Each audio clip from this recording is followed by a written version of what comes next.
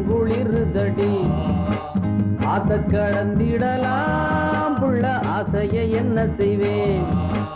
அக்கறை சேர்ந்த பின்னே ஆசைய சொல்ல மச்சான் நீ விளக்கேத்தி வச்சு சத்த சொல்ல மச்சான் மேகங்கருக்கையிலே உள்ள தேகங்குளிருதடி அடி ஆத்த கடந்திடலாம்